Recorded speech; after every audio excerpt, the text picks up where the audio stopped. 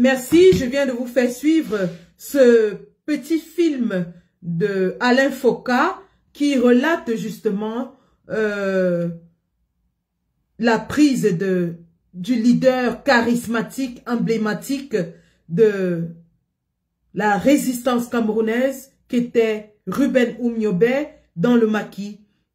Sa mise en exécution, mais surtout le déroulement des événements ce samedi 13 septembre, comme aujourd'hui, samedi 13 septembre 1958. Hommage donc à Ruben Oumniobé Lompondol, comme on l'appelait, ce nationaliste qui a lutté jusqu'au prix de sa vie afin que notre pays soit libéré. Il faut dire que le combat initié par Ruben Oumniobé, poursuivi ensuite par Ernest Ouandié, qui lui prit les armes et s'en alla dans la brousse pendant 10 ans, qui mena une lutte armée pendant 10 ans pour libérer notre pays du joug colonial. Ce combat dont je disais se poursuit parce que même si le Cameroun a été déclaré indépendant, nous savons aujourd'hui que la France a toujours une emprise sur le Cameroun. Et il est donc question pour les prochains leaders, ceux que nous allons élire le 12 octobre 2025, de nous débarrasser du joug de la France, de nous libérer complètement de l'emprise coloniale, de faire une politique de rupture totale avec les politiques coloniales qui ont pris la relève depuis 1960 et ne sont jamais partis jusqu'aujourd'hui. Pris la relève parce que nous savons qu'Amadou Ahidjo, le président, était un choix de la France et qu'il a lui-même passé la main à Paul Biya, un autre choix de la France. Paul Biya qui était revenu de France justement avec une lettre de recommandation signée par la France et qui ensuite a pris le pouvoir et est au pouvoir depuis 1982. Donc nous sommes encore sous le joug colonial. Et aujourd'hui nous allons parler d'un des acteurs qui est justement aux affaires depuis cette époque-là. Bello Bouba Maïgari. Sur TikTok, le live est restreint à cause du reportage. Donc l'audience ne va pas monter sur TikTok. Ils m'ont signalé que c'était restreint pour 10 minutes. Donc je ne regarde pas, je ne m'intéresse pas, je ne m'inquiète pas. C'est restreint, j'ai eu un message. Parce que les mots dans le reportage sont assez crus et TikTok a une police de censure très sensible. Donc, j'étais de disant que Bello Bouba Maïgari donc est aux affaires depuis cette époque-là. Voilà un homme qui est dans la classe dirigeante de notre pays depuis les années 60 et effectivement en 1982 où il est le premier ministre de Paul Biya. Et il n'est jamais parti des affaires jusqu'à nos jours. Bien sûr, il a fait un court séjour au Nigeria où il était censé être en exil. Mais nous savons très bien en quoi consistait son exil. Nous ne sommes pas ici pour ressasser son passé parce qu'on connaît tous son passé et qu'on sait d'ailleurs le rôle trouble qu'il a joué dans les années 92 lors de la lutte pour le multipartisme qui a vu John Fundi gagner les élections et l'opposition gagner l'Assemblée nationale. On ne va pas revenir là-dessus. Nous ne sommes pas là pour juger son passé. Nous sommes ici pour parler de Bello Bouba, le candidat. Pour vous dire que nous sommes objectifs. Si on voulait lui faire un procès d'intention, on rentrerait dans son passé qui date de 1960 à nos jours. On regarderait le fait qu'il est aux affaires depuis bientôt 60 ans. On regardera le rôle qu'il a joué en 1992. Mais nous n'allons pas le faire. Aujourd'hui, nous nous intéressons à Bello Bouba, le candidat à l'élection présidentielle. Nous allons nous intéresser au discours de Bello Bouba, justement, le candidat à l'élection présidentielle. Nous allons nous intéresser au Bello Bouba de 2025. Libre à ceux qui vont nous écouter d'aller faire des recherches sur le passé de cet homme. Libre à eux. Ce qui nous intéresse, c'est le présent. Et le présent, nous allons disséquer les faits et gestes, les dires de cet homme qui se présente aujourd'hui comme l'un des candidats majeurs à l'élection présidentielle qui va se dérouler dans un peu moins de 29 jours. Mais avant cela, je vais tout simplement faire un petit partage. Alors, juste un petit tour de partage. Ensuite, nous allons commencer. Et vous savez, au jour d'aujourd'hui, il est question de créer une coalition de l'opposition. Nous avons vu l'action du groupe de Douala qui a déclaré Issa Chiroma le candidat qu'ils soutiennent. Et nous saluons dans cette action et nous appelons aux autres forces vives de l'opposition de se regrouper et de choisir un candidat pour le présenter contre le candidat du RDPC, M. Paul Biya, entre guillemets, mais en réalité, M. Ngongo. M. Ngongo qui dirige le pays depuis 2019 avec l'acquisition des hautes instructions, dit-il, à lui données par M. Paul Biya. M. Ngongo qui jouit des prérogatives qui ne devraient pas être les siennes parce qu'il n'a jamais été élu par le peuple camerounais. M. Ngongo qui s'apprête donc à faire peau neuve à l'occasion de ces élections et à avoir une emprise encore plus forte, plus serrée sur le pouvoir au Cameroun. Donc, il est question pour nous de déguerpir M. Ngongo parce que M. Paul Biya n'existe plus, c'est un homme du passé. Les hommes du passé, nous sommes résolument tournés vers l'ère moderne avec l'avènement de l'intelligence artificielle, l'avancée de la technologie. Nous avons besoin des hommes qui sont justement au fait avec les évolutions technologiques que subit le monde en ce moment. Donc, les hommes du passé, on n'en parle plus. Donc, je disais donc que nous allons parler de Bello Bouba, le candidat Bello Bouba de 2025. Nous tous, on a vu la sortie de M. Bello Bouba du gouvernement de M. Paul Biya. Certains émettent encore des doutes quant à sa démission effective parce que, dit-on, on n'a pas vu sa lettre de démission. Mais nous nous en tenons sur le fait qu'il a déjà été remplacé à son poste de ministre. Donc, sa démission a donc été actée. Cependant, M. Bello Bouba, par son accord de partenariat avec Paul Biya, avait donc obtenu plusieurs postes de ministre dans son parti. Il a des députés, il a des conseillers municipaux dans son parti. Il a même un sénateur, dit-on, dans son parti. Raison pour laquelle, lorsqu'il se déplace pour sa campagne, il a des véhicules immatriculés corps administratif, c'est-à-dire le gouvernement, qui l'accompagne.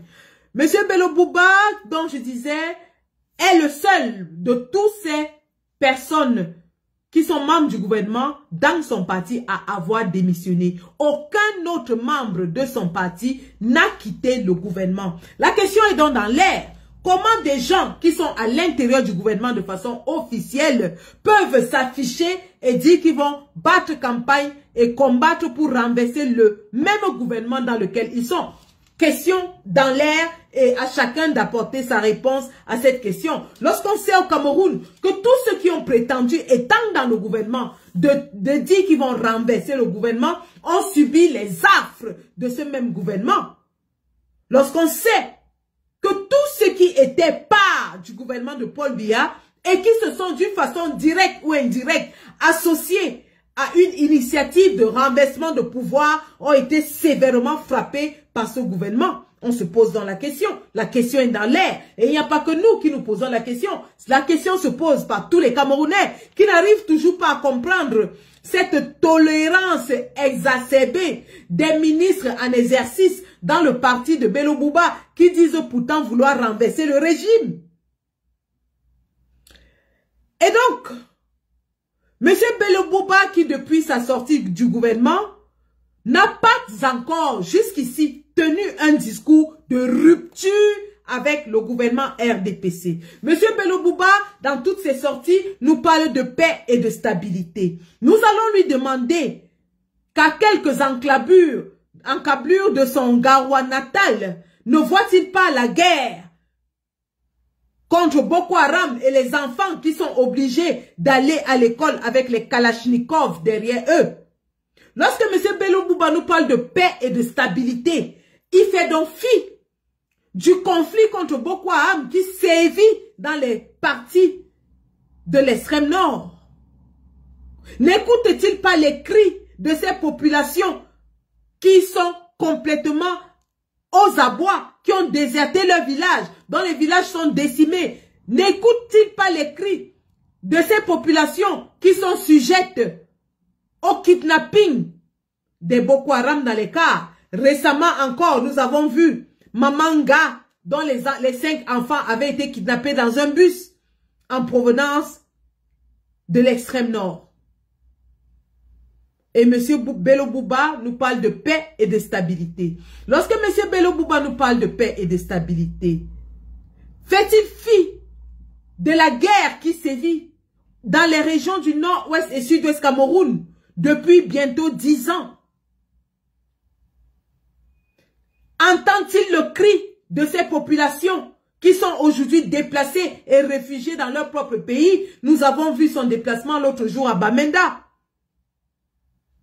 Est-il allé au contact du Camerounais lambda dans les rues de Bamenda pour toucher du doigt la réalité avant de nous parler de paix et de stabilité? C'est un discours qui me semble toujours très proche de celui du régime. Refuser d'admettre les problèmes qui minent notre pays en ce moment. Faire croire aux Camerounais que tout va bien dans le meilleur des mondes possibles de Pangloss. M. Bello Bouba ne nous a pas encore démontré, par sa posture, par son discours, par son attitude, qu'il est véritablement sorti du régime RDPC et résolument déterminé à le renverser. Je vous fais donc ce soir le compte rendu d'une réunion stratégique que M. Bello Bouba a tenue avec la diaspora camerounaise qui réside en Europe et aux États-Unis. J'étais convié à cette réunion, comme beaucoup d'autres, pour justement poser des questions aux candidats. Je rappelle que hier soir, il y a le candidat Issa Chiroma Bakari qui s'est prêté à un exercice pareil. Et d'ailleurs, Issa Chiroma Bakari a subi le même interrogatoire par le même groupe de la diaspora il y a 2 semaines. Sauf que je n'étais pas connectée parce que j'étais à la All Bamileke Convention. Cette fois-ci, étant moi-même présente, j'ai décidé d'assister à cette réunion. Et heureusement que je l'ai faite parce que j'ai pu me faire ma propre opinion du candidat Bello Bouba Maïgari. Impression que j'ai décidé de partager avec vous à chaud. Hein. Vous savez, lorsqu'on laisse le temps passer, la mémoire s'estompe. Donc, j'ai encore vivace le sentiment que j'ai eu lorsque M. Bello Bouba a adressé certaines questions essentielles à lui poser.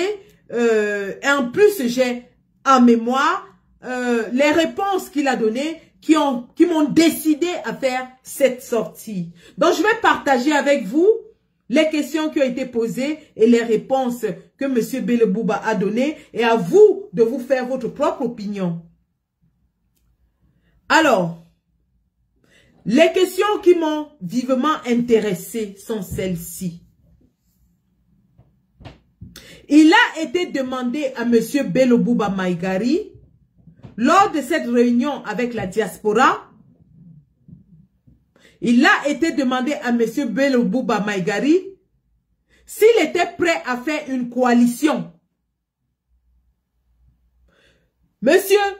Bello Bouba Maïgari nous a rassuré du fait qu'il a commencé à voir certains leaders, candidats et non candidats, qu'il est à l'écoute et que cela va continuer. Mais M. Bello Bouba a plus de 3 reprises et je convoque ici les organisateurs de cette consultation, M. Eric Tchindje et tous les autres dont les noms sont affichés dans les différents captures qui circulent. Vous avez enregistré cette réunion. Donc ce que je vais dire, vous en avez la preuve. Je n'ai pas pu enregistrer cette réunion parce que je ne suis pas autorisée à le faire. Mais tout ce que je vais dire aujourd'hui est consigné dans les archives de M. Eric Tchindje, un des organisateurs de la consultation de cet après-midi. Ça, je tenais à vous le préciser. Je ne parle pas au hasard. Et tout ce que je vais dire ici est consigné dans un audio détenu par le groupe qui a organisé cette rencontre. Donc, lorsqu'il est demandé à M. Bello Bouba Maïgari s'il est prêt à faire une coalition, M. Bello Bouba Maïgari nous dit qu'il a déjà commencé à rencontrer des leaders de l'opposition, y compris les candidats et les non-candidats. M. Bello Bouba nous dit à plus de 3 reprises que la coalition doit se former autour de sa personne, que les autres leaders doivent le soutenir parce qu'il est le candidat qui a le parti avec le plus grand électorat dans l'opposition. Il est celui qui est à la tête d'un des partis majeurs de l'opposition. Voilà la réponse que M. Bello Bouba nous a donnée. À plus de 3 reprises. Pour dire que M. Bello Bouba n'entrerait dans une coalition que s'il était à la tête de cette coalition. À vous de vous faire déjà une idée. M. Bello Bouba n'entrerait dans une coalition que si c'est lui le candidat de cette coalition parce qu'il estime qu'il est celui qui a le parti, un des partis majeurs de l'opposition. Il répète qu'après le RDPC, c'est son parti qui a le plus grand électorat dans cette élection.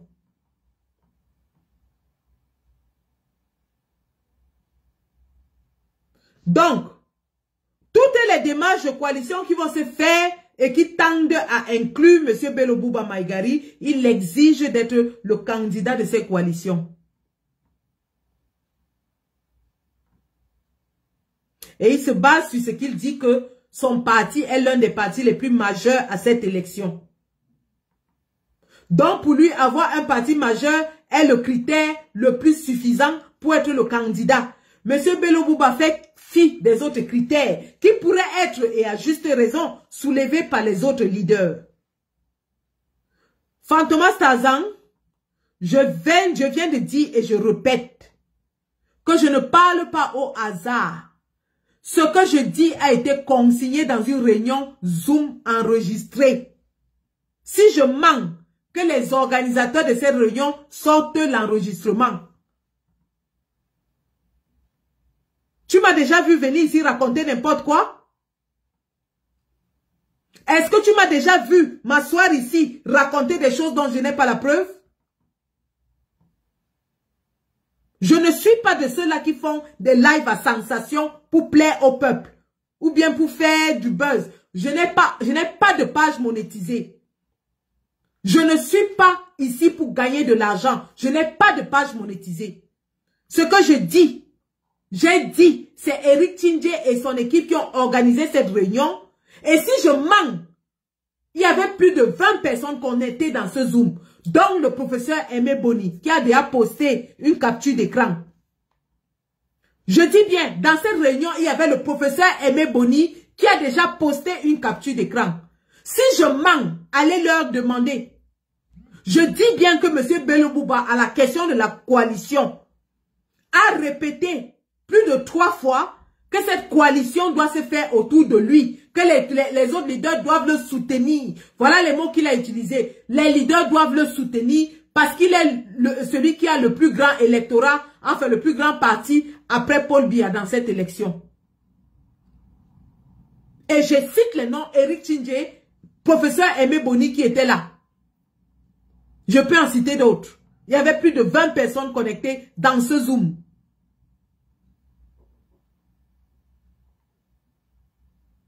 Donc voilà la première condition que M. Bello Bouba donne pour une coalition, c'est que c'est lui qui doit être le candidat de la coalition. Ce qui pose déjà un problème parce que la candidature n'est pas seulement portée sur le parti.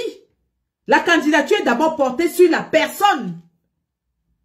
Ce n'est pas le parti qui sera devant pour diriger, c'est un homme qui sera devant pour diriger.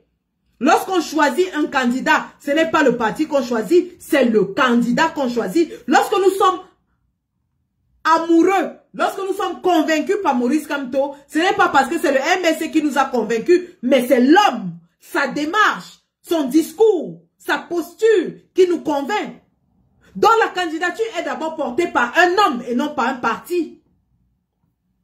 Première des choses. Deuxième chose, on lui pose la question sur ce qu'il va faire du Nozo. Très intéressant ce que M. Bello Bouba répond. M. Bello Bouba répond qu'il va libérer les prisonniers politiques et il a beaucoup hésité pour dire politique. Bon, bref, c'est juste une parenthèse. Il dit qu'il va libérer les prisonniers politiques afin que ces prisonniers politiques viennent participer à un référendum sur la question anglophone. Je répète, concernant la question anglophone, M. Bello Bouba dit qu'il va libérer les prisonniers politiques afin qu'ils viennent participer au référendum sur la question anglophone. À toute fin utile, si vous allez sur la page de Boris Berthaud, vous allez trouver le programme de M. Bello Bouba concernant les régions anglophones. M. Bello Bouba parle de statut spécial des régions anglophones. Ce qui n'est pas différent de ce que le RDPC nous a proposé. M. Bello Bouba en aucun cas ne parle de fédéralisme. M. Bello Bouba n'aperçoit pas l'idée d'un Cameroun fédéral. Il ne parle pas de fédéralisme. Troisième question. Lorsqu'on lui parle de son mandat, est-ce qu'il voudrait proposer une transition qui pourrait durer 7 ans, 53 ans, on ne sait pas. On lui demande qu'est-ce qu'il dit de la transition. Monsieur Bello Bouba nous dit que chaque candidat à cette élection-ci, chaque candidat à l'élection présidentielle 2025 a signé une charte dans son dossier de candidature où il s'engage à respecter la Constitution. Écoutez bien, lorsqu'on pose la question à Bello Bouba sur la transition, parce que tout le monde reconnaît que le prochain gouvernement doit être un gouvernement de transition, afin de mettre à terre toutes les institutions et organiser des élections démocratiques, libres, transparentes, pour que le peuple puisse choisir librement son prochain président. Bello Bouba dit ceci, écoutez très bien. Bello Bouba dit que chaque candidat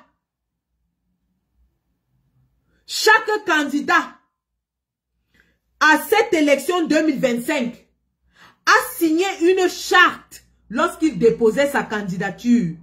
Et dans cette charte, le candidat s'engageait à respecter la Constitution.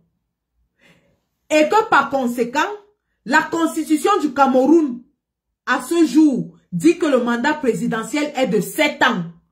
Donc lui, il va respecter la Constitution qui demande que le mandat présidentiel soit de 7 ans. Mesdames et messieurs, le papa que vous voyez là,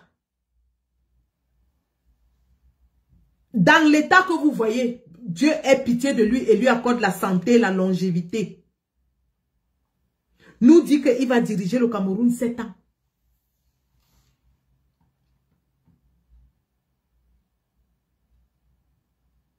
Le papa que vous voyez là, nous dit que lui, il a signé une charte qui respecte la Constitution et que la Constitution actuelle dit que le mandat présidentiel est de 7 ans. Donc, il s'en va pour diriger pour 7 ans.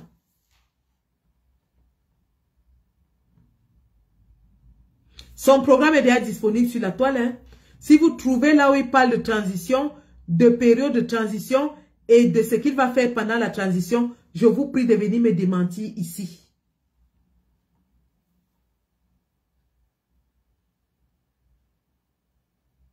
Mais voilà ce qu'il nous a dit cet après-midi dans une réunion de la diaspora.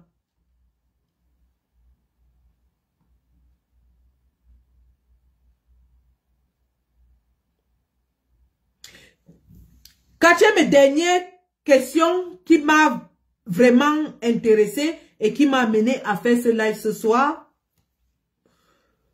Lorsqu'on demande à monsieur Bello Bouba Maïgari s'il compte défendre sa victoire, question cruciale pour toute personne qui veut le changement au Cameroun. Lorsqu'on a demandé à Bello Bouba Maïgari s'il compte défendre sa victoire au soir du 12 octobre, je vous donne la réponse de Bello Bouba Maïgari tout de suite. La question a été posée à Bello Bouba Maïgari de savoir si au soir du 12 octobre, il défendra sa victoire si jamais il gagnait dans les urnes. Monsieur Bello Bouba Maïgari répond ceci. Écoutez très bien. Voici la réponse de monsieur Bello Bouba Maïgari quant à la défense de son vote. Il commence par dire qu'il a confiance aux institutions. Monsieur Bello Bouba nous dit qu'il fait confiance aux institutions et qu'il est sûr que si le peuple obtenait la victoire au soir du 12 octobre, eh bien, le Conseil constitutionnel dirait les vrais résultats et que tout va se passer dans la paix. Voilà la réponse de monsieur Bello Bouba à la question de la défense des votes. Cette question est très intéressante parce que la même question a été posée hier dans un live TikTok à Issa Chiroma Bakari. Je dis bien hier dans le live TikTok de Aladji Loukman. Et j'appelle d'ailleurs Aladji Loukman à découper cette partie et à la partager. Issa Chiroma a eu la même question que Kamer Kodia La Paix lui a posée hier dans un live TikTok. Issa Chiroma a répondu ceci. Issa Chiroma a dit, il est conscient de ce que Elekam est nommé par Paul Biya. Le Conseil constitutionnel est nommé par Paul Biya. Le Conseil électoral est nommé par Paul Biya. Et le MINAT est aussi nommé par Paul Biya. Voilà les organes en charge des élections dans notre pays. Et il a dit, il est conscient de ce que tous ces organes sont nommés par Paul Biya. Et donc, de ce fait, il pense que ces organes nommés par Paul Biya ne peuvent qu'accomplir la volonté de ceux qui les a nommés. Ça, c'est Issa Chiroma qui le dit hier. Et il dit que, étant donc conscient de ça, il compte sur le peuple pour que le peuple surveille ses votes et les défende. Que toute initiative prise par le peuple, si jamais on floue sa volonté, toute initiative prise par le peuple pour défendre son vote, parce qu'il a dit, ce n'est pas à Issa Chiroma, ce n'est pas le vote de Issa Chiroma qu'on va voler, c'est le vote du peuple qu'on va voler. Et dans ce cas, le peuple a toute la légitimité de réclamer son vote par tous les moyens qui lui paraissent légitimes. Il y a l'enregistrement. Aladji Loukman a l'enregistrement hier dans TikTok. Kamer Kodia a posé la question. Ça, c'était Issa Chiroma qui a répondu comme ça. La même question posée aujourd'hui à Bello Bouba dans une réunion de la diaspora. Bello Bouba commence par nous dire qu'il fait confiance aux institutions. Donc Bello Bouba nous dit à tous les 20 Camerounais qui étaient réunis dans cette réunion, dans laquelle il y avait des éminents journalistes, il y avait des diplomates, il y avait des ingénieurs, des médecins, des personnes qui n'ont pas la tête vide. Bello Bouba nous dit dans cette réunion que lui, il fait confiance aux institutions. Et qu'il est sûr qu'au soir du 12 octobre, si le peuple vote massivement l'opposition, le Conseil constitutionnel va lire le résultat et tout va se passer dans la paix. Voilà la réponse de Bello Bouba cet après-midi. C'est ça qui m'amène à sortir. Je sors parce que M. Bello Bouba a insulté notre intelligence. Excusez-moi du peu. Monsieur Bello Bouba insulte l'intelligence des Camerounais de la diaspora qui étaient assis avec lui. Docteur Boni est là, il peut témoigner. Monsieur Bello Bouba veut nous faire croire que Clément Tangana, dont la femme est députée RDPC, lui-même nommé par Paul Biya, peut rendre une décision en défaveur de Paul Biya. Monsieur Bello Bouba, si vous avez confiance au Conseil constitutionnel et à Clément Tangana, comment vous êtes-vous senti lorsque vous étiez en face de Maurice Kamto, qui vient d'être sauvagement floué par ce Clément Tangana et ce Conseil constitutionnel? Est-ce que vous avez pu regarder Maurice Kamto les yeux dans les yeux, face à face? Monsieur Bello Bouba, j'ai honte, j'ai envie de vomir lorsque j'entends que vous dites que vous faites confiance à ce Conseil constitutionnel.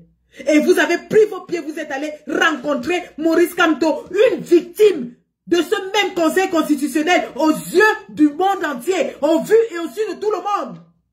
Ce monsieur qui a été meurtri par le refus, le déni de justice de ce fameux constitutionnel en qui vous avez confiance. Vous dites à la diaspora que monsieur Clément Tangana est juste et qu'il dira la vérité. Mais vous partez vous asseoir et regardez face à face un homme qui est meurtri par monsieur Clément Tangana et le Conseil constitutionnel. J'ai peur. J'ai peur. Je dis bien j'ai peur.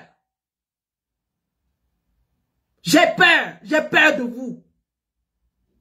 On ne peut pas être hypocrite à ce niveau. Qu'est-ce que vous êtes donc allé chercher chez Kamto si vous pensez que Clément Tangana dit la vérité?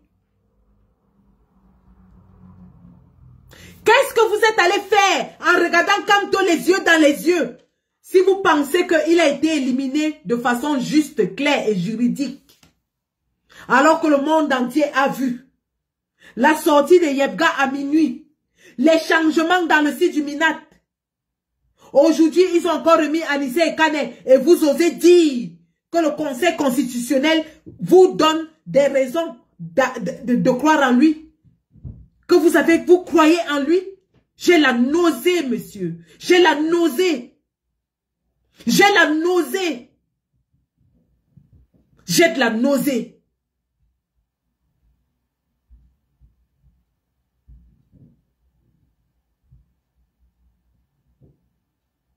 J'ai de la nausée. Lorsque j'imagine que vous dites aujourd'hui que le Conseil constitutionnel, vous avez foi en lui. Et vous vous asseyez les yeux dans les yeux face à un homme meurtri, floué, bafoué, humilié par ce même Conseil constitutionnel. On peut faire ça? On peut faire ça? On peut faire ça? Qu'est-ce qui circulait dans votre tête quand vous étiez face à lui? Lui avez-vous apporté votre réconfort? Non, parce que le lendemain, vous venez nous dire que vous avez confiance en Clément Tangana. En clair, les Camerounais ne devront pas lutter pour leur victoire. Parce que d'après vous, Clément Tangana va dire le droit et va prononcer les vrais résultats. Donc pour vous, pour nous qui savons que Clément Tangana est formaté pour dire Paul Biya vainqueur, d'après vous, ce résultat de Clément Tangana sera le bon résultat et ça va se passer dans la paix. Pourquoi nous donnerons-vous notre vote, notre quitus, si vous acceptez déjà à l'avance que ce que Clément Tangana va dire est juste? Pourquoi? Pour quelle raison? Pourquoi allons-nous venir déposer nos longues années de combat à vos pieds si c'est pour que vous alliez en faire cadeau à Clément Tangana? Pourquoi? Monsieur Bello Bouba, vous n'êtes pas clair. Je suis désolé, vous n'êtes pas clair. En ce moment, nous sommes à 29 jours de l'élection. Les candidats à l'élection doivent utiliser des mots simples, compréhensibles par tous.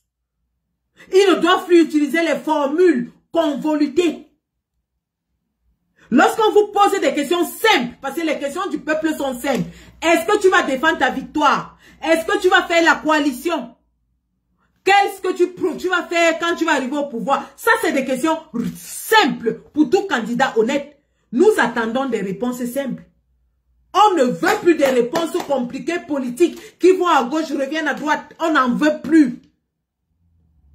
Si vous n'avez pas un discours clair, c'est que vous n'êtes pas clair. Parce que la masse, aujourd'hui, à 29 jours de l'élection, vous ne vous adressez plus aux politiciens, vous vous adressez au peuple. Vous êtes en train de vouloir convaincre le peuple. Et d'autant plus vous qui êtes sortis du gouvernement, vous avez plus à faire pour convaincre le peuple. Et le peuple ne fait pas d'analyse. Le peuple ne fait pas d'analyse. Le peuple est là pour comprendre et exécuter. Vous devez avoir un discours limpide qui permette au peuple de savoir exactement ce que vous prônez afin qu'il exécute.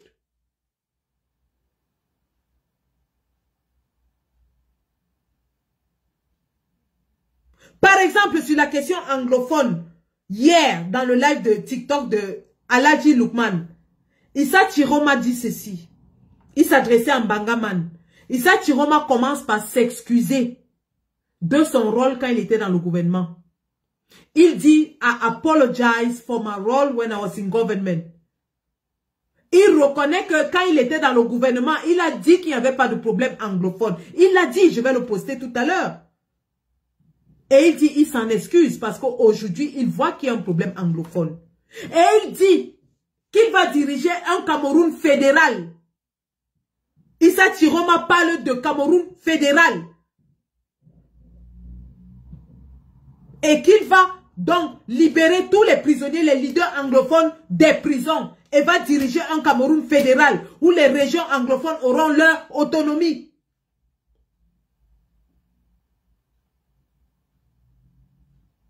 Pour la première fois depuis que j'écoute Issa Chiroma, je l'ai trouvé très sincère.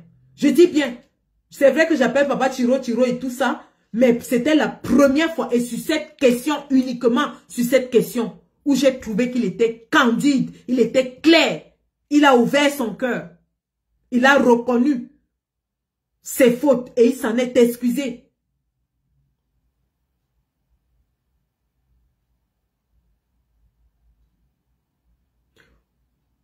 Pour ceux donc qui étaient en train de me dire que wow, n'interprète pas, ne pas chercher les faits à gauche, ne pas chercher les faits à droite, je vous dis ce qui s'est passé dans une réunion aujourd'hui.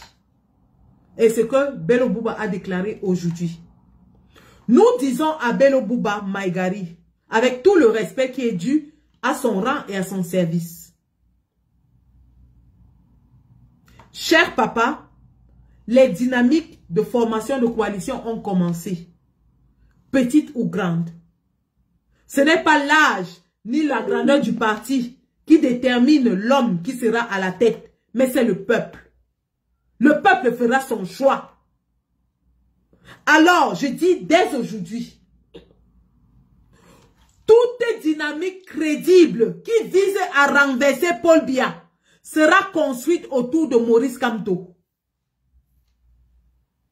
Toute dynamique crédible qui vise à renverser le régime de Paul Biya sera construite autour de Maurice Kamto.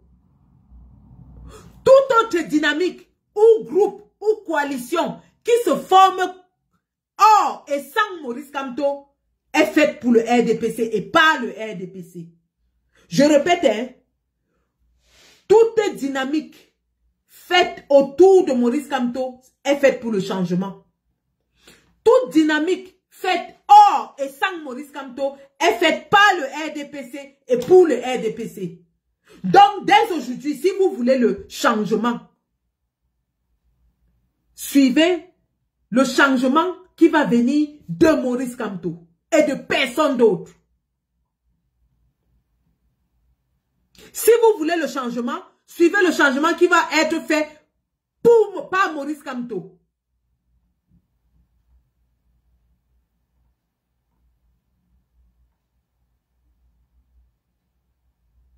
Parce qu'il est clair de nos jours, lorsqu'on prend les 11 candidats qui sont admis à cette élection. Celui qui a eu le plus grand score parmi eux tous à la dernière présidentielle, c'était Cabral Libby avec 6%. Je répète, hein, lorsqu'on prend tous ces candidats-là, celui qui a eu le plus grand électorat, le plus grand vote à la dernière présidentielle, c'était Cabral Libby avec 6%. Et ça, c'est les chiffres du RDPC. Ce qui veut dire qu'en réalité, dans notre pays, il y a deux forces majeures électorales, le RDPC et le MRC. Maurice Kamto, sans coalition, a battu Paul Biya dans les urnes.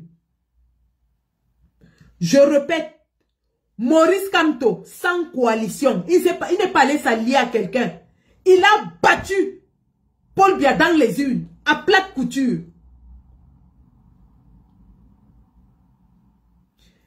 Il est le seul candidat de l'opposition, je répète, il est le seul candidat de l'opposition qui a passé 7 ans à préparer la présidentielle.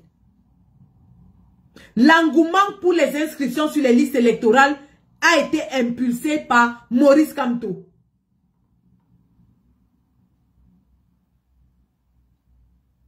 Ça veut dire que les nouveaux inscrits dans les listes électorales s'inscrivaient pour voter Maurice Kamto.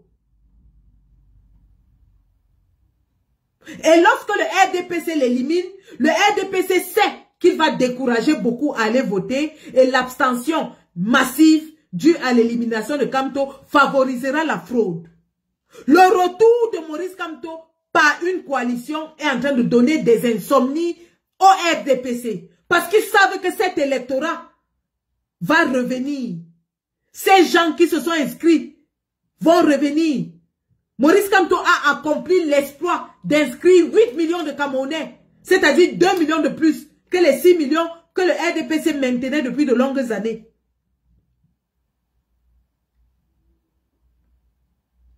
Et donc, de ce fait, si Maurice Kamto choisit même, je dis même Iram là, il le fait gagner. Je dis que si Maurice Kamto choisit Iram Yodi là, il le fait, il le porte au-dessus de la ligne gagnante. Parce que lui seul a battu Paul Biya en 2018. Lui seul a fait inscrire plus de 2 millions de Camerounais. Et lui seul a les moyens logistiques pour surveiller les votes dans tous les bureaux de vote. Lui seul a cotisé 6 milliards. Il était prêt pour cette élection. Maurice Kamto était prêt. C'est pour ça que le RDPC l'a enlevé. Il était prêt. Donc tous ces candidats-là n'ont ni la logistique, ni l'électorat. Alors ils ne peuvent pas prétendre gagner. S'ils ne viennent pas derrière Maurice Kamto qui lui a la machine à gagner. Quelqu'un qui ne s'aligne pas derrière celui qui a la machine à gagner ou alors avec celui qui a la machine à gagner n'est pas là pour gagner. C'est pour ça que je vous dis, tout candidat qui va aller former une coalition de son côté travaille pour le RDPC. Parce qu'aucun d'entre eux, c'est Cabral Libby qui avait eu 6% à l'élection. Aucun d'entre eux, de tous les candidats qui sont là, n'a un électorat supérieur à celui de Cabral Libby. Aucun.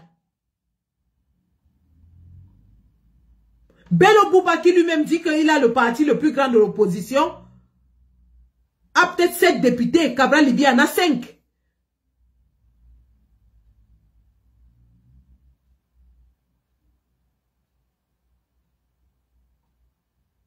Mais je dis même avec leurs députés, l'élection présidentielle au Cameroun, c'est un Camerounais, un vote. C'est un vote uninominal à un tour. Et la personne qui a l'adhérence populaire la plus grande dans la scène politique au Cameroun, c'est Maurice Kamto. Tout le monde le sait. Eux-mêmes l'ont dit qu'il est le faiseur de roi. Quand ils disent qu'il est le faiseur de roi, c'est parce qu'ils savent qu'il a déjà battu Paul Biya et que si ça lit derrière quelqu'un, il donne la victoire à cette personne. Je dis même si c'est Iram Yodi, Maurice Kamto lui donne la victoire. Avec sa machine électorale, il lui donne la victoire.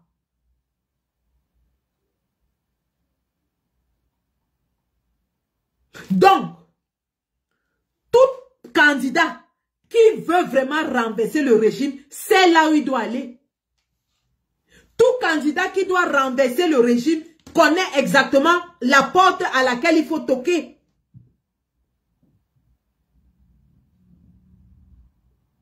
C'est celui qui a l'électorat, qui a la machine électorale, qui a la logistique, qui a les moyens de renverser cette dictature.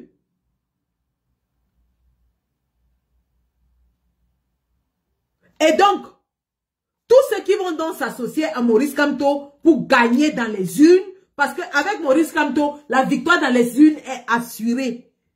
Toute personne qui va s'aligner dans Maurice Kamto pour gagner dans les urnes doit maintenant s'engager à aller défendre cette victoire dans la rue. Parce qu'on sait que Clément Tangana va dire que Paul Biya a gagné et qu'il faudra donc aller défendre cette victoire. Et c'est là où le bas blesse. Parce qu'il y a des candidats qui ne veulent pas aller lutter pour ce vote. Le candidat qui va nous démontrer qu'il est prêt à lutter jusqu'au bout, jusqu'à la ligne, ce sera le candidat du peuple.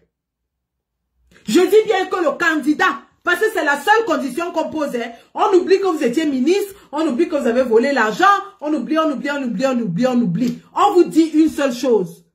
Dites-nous que vous allez aller bagarrer dans la rue pour récupérer ce que nous, on va vous donner. Parce que vous seul, vous ne pouvez pas. C'est nous qui allons. C'est le peuple qui va vous donner ça. Et le peuple ne donne pas pour rien. Si le peuple vous donne, il faut aller lutter pour ça. Et à cette question aujourd'hui, M. Bello Bouba nous a dit qu'il fait confiance à Clément Tangana et que tout va se passer dans la paix. Donc c'est ce que je voulais vous informer aujourd'hui. Ceux donc qui vont aller faire coalition avec Bello Bouba, qui sachent que Bello Bouba fait confiance à Clément Tangana.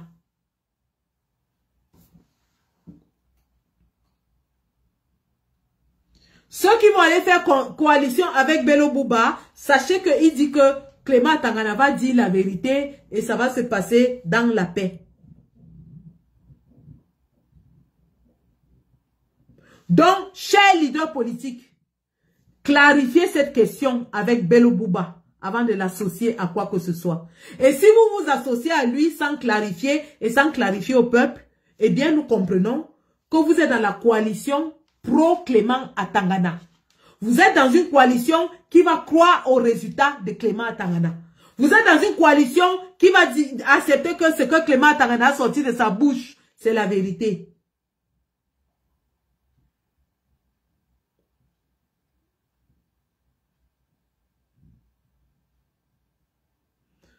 À tous ceux qui vont donc aller s'associer à ce monsieur, voilà la situation.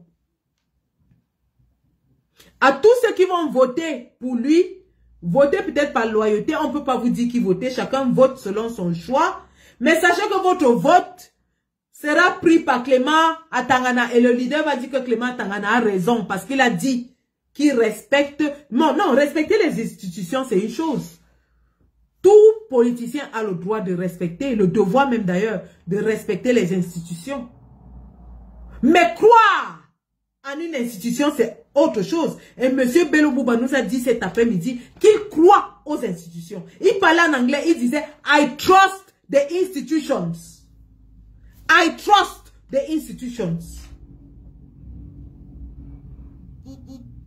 Donc pour M. Bello Bouba, les décisions de Clément Tangana sont justes, sont justifiées, sont juridiques. Pour M. Bello Bouba, tous les recours déposés auprès de Clément Tangana, où il a répondu incompétent, irrecevable, tout ça est juste et tout ça est bon. Et donc tout ce que Clément Tangana dira au soir du 12 octobre sera bon pour M. Bello Bouba.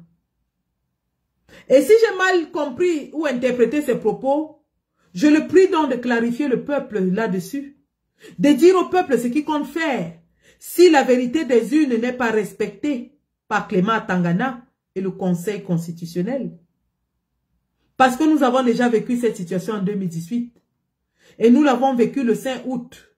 Lorsque les preuves étaient faites de la forfaiture du MINAT. Et Clément Tangana a dit autre chose.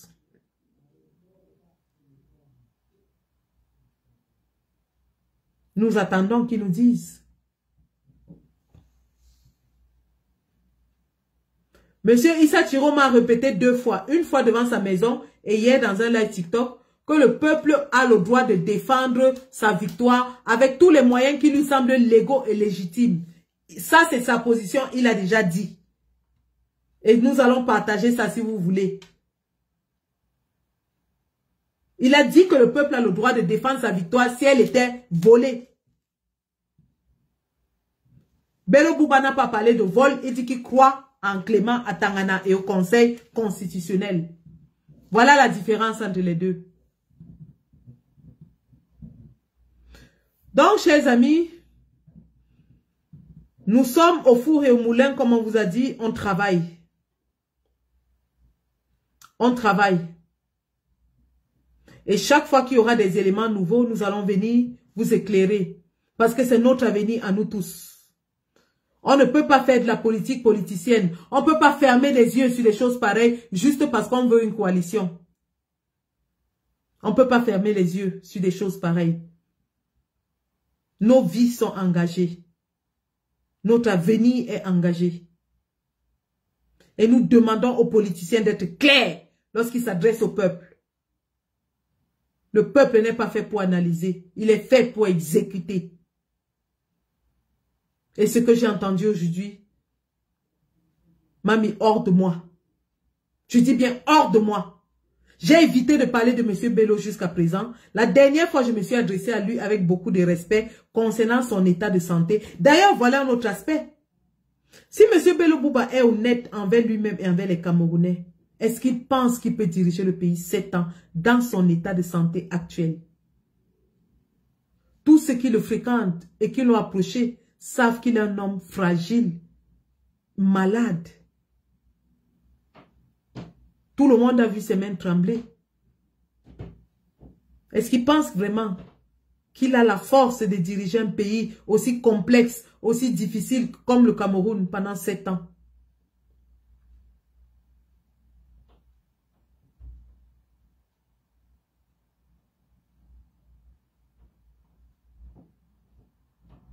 L'honnêteté, c'est aussi de savoir reconnaître ses faiblesses. L'honnêteté, c'est de venir et de dire au peuple, écoutez, voici mon état, je suis diminué, mais si vous me faites confiance, je peux faire ci, ça et ça. Et lorsque je n'en pourrai plus, je passerai la main. C'est ça l'honnêteté. Que de venir dire aux gens que vous allez diriger 7 ans alors que physiquement vous êtes très amoindri. Joe Biden aux États-Unis a voulu forcer. Mais il a été écarté parce qu'il était extrêmement malade. Aujourd'hui, vous avez le verdict des médecins sur la santé de Joe Biden. Il tombait même. Et lorsque je regarde Papa Bello Bouba avec tout le respect que je lui dois, non mais il est amoindri. Il est amoindri. Il s'accroche à la portière, il y a des gardes pour l'arrêter, il arrive à peine à parler, il a les mains qui tremblent, ainsi de suite. Il est lent dans son discours, il est fragile. Il est fragile. Et lui-même devrait être assez honnête pour reconnaître qu'il est fragile et dire aux Camerounais, oui, je suis fragile, mais je pense que je peux vous apporter mon expérience pour 2 ans et ensuite passer la main. Mais non, il vous dit qu'il va diriger 7 ans. Non. Je suis désolé, monsieur Bello. Avec toute l'envie qu'on a de former une coalition, on a besoin de personnes sincères et honnêtes dans la coalition. On a besoin de personnes sincères et honnêtes. Et là, plus les jours passent, plus vous vous éloignez de la case de sincérité et honnêteté. Je suis désolé. Et c'est avec beaucoup de peine que je le dis. C'est avec extrêmement de peine que je le dis.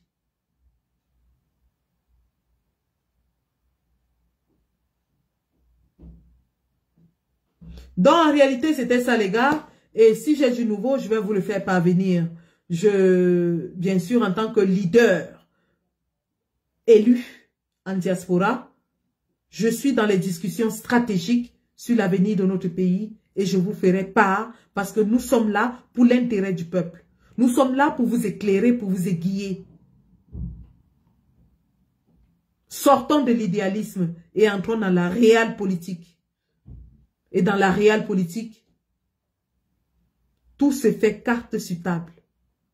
Tout est clair. Donc, merci d'avoir suivi ce live et nous nous prenons sûrement dans les prochains jours. Je vous ai dit que j'allais faire une analyse stylistique, linguistique et sémiologique de la vidéo du président Kamto. Et je vais le faire.